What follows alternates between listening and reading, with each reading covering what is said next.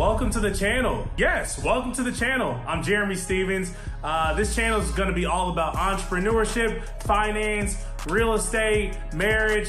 No, that's too many topics. More so all about money. I'm an entrepreneur here in Indianapolis, Indiana, and I've been very excited to get this started. I have over 100,000 followers on Instagram, and so it's like, why am I just on one platform? Why don't I share my knowledge with the masses? So here I am. Welcome to my channel. Be sure to like and subscribe because as you all know, that's the only way we grow. So sit back, enjoy the content, and I'm excited to bring it to you weekly, daily, whatever the frequency is. I'm here for the people. Thank you guys for tuning in, and let's get right into it.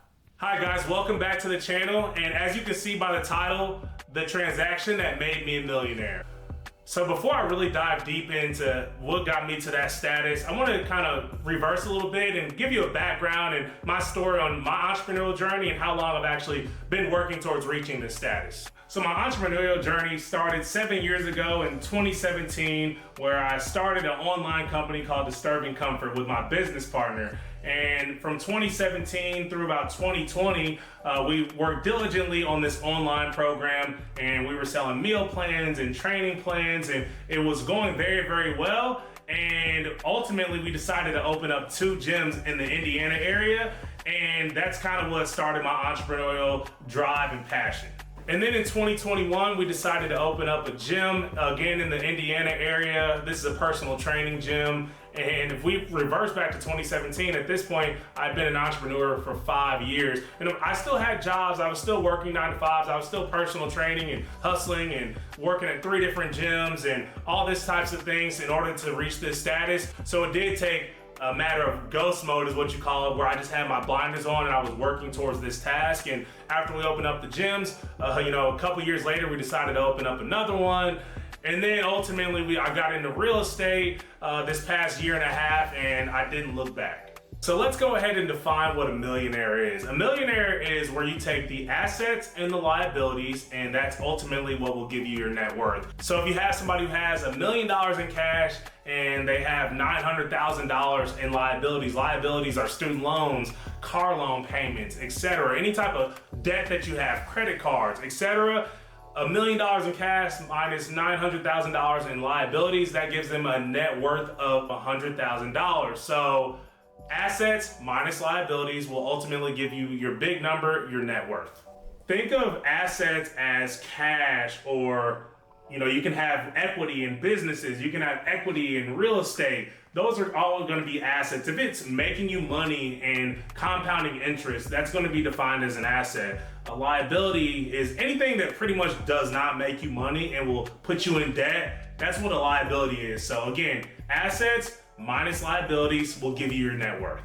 Before you actually reach this level of wealth, you have to truly believe that you can actually get there. The mind only goes as far as what the mind believes. So if you don't believe that you'll ever be a millionaire, you're definitely right. Because you have to visualize and, make it plain, write it down. You have to visualize these things before you can ever reach it. The only reason why I've gotten to this status in such a timely and, some would say fast manner is because I actually believed that I could. And subconsciously, my actions followed. I write these goals down every day. I visualize it. I drive the most expensive neighborhoods in my area once a week. Maybe I can't afford that today, but I can, and I know I will be able to in the future. In order to do anything, you have to believe that you can do it first. So let's get to it. The transaction that actually made me a millionaire and put me over the top is I'm taking over my parents' mortgage. And it sounds exactly what it is. And I'm taking over the mortgage. I'm assuming the liability. I'm assuming the equity as well. And that's the actual transaction that put me over the top. So we first had to call a lawyer because although I'm in real estate, I've bought tons of properties. I've never done this specific transaction. It's called a formal assumption. And so I needed to call a lawyer. My dad was on the phone as well. We had to make sure that all of our legal I's were dotted and T's were crossed. And so we got a lawyer involved. So we pretty much explained the transaction and what we wanted to accomplish to the lawyer. My dad and I told her that my dad was saying my son wants to take over my mortgage. He's gonna pay my monthly payments. My wife and I are still living, but we want my son to take over the mortgage. He wants to do something nice for us, and this is exactly what we want to do, and how do we accomplish that? She quickly told us that's great, you have such a nice son, but I actually can't help you because this is up to the mortgage company. So you need to call them. So we called the mortgage company and we again explained to them exactly what we wanted to do. They actually told us that it was very common. What I didn't realize is that this is actually up to the mortgage company's discretion, meaning not every mortgage company will allow for formal mortgage assumptions. So it really is at the mortgage lender's discretion if they will allow this transaction or not.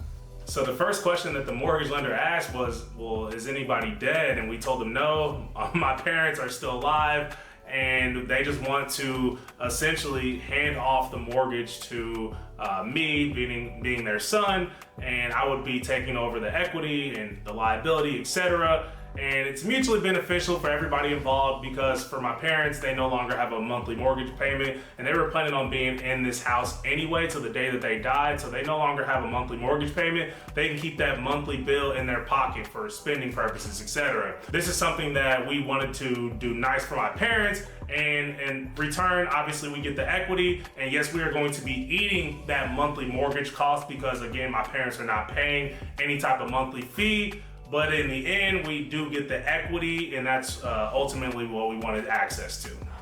The funny thing is, I'm in real estate and I've never known anybody close to me to do anything like this. Now, I do have good friends and their parents may have passed away and they've taken over the house, but this is kind of new territory to where my parents are actually still living and we're just now taking over the monthly mortgage payment. So I definitely had to do a lot of research on this transaction and make sure that we got the mortgage company on the phone. But after about 30 minutes on the phone, we explained them the transaction and what we wanted to accomplish.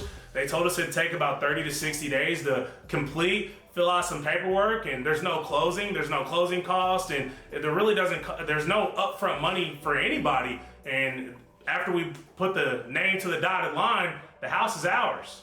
So for the final number breakdown, my parents' mortgage payoff is roughly about $150,000 and the appraised value is about $300,000. So when you take $300,000 minus what they actually own the home, meaning $150,000, you get $300 minus $150,000 is $150,000 in equity that is going to be assumed by my wife and I. So obviously this was a huge win for us, add to the net worth, a huge win for my parents. They no longer have a monthly mortgage payment. We can kind of shake hands and smile at the dinner table because everybody's happy. Look, I'm no trust fund kid. I didn't come from crazy amounts of wealth, but what I do have is hard work, persistence, and consistency. That's exactly how you get out of the rat race and level up.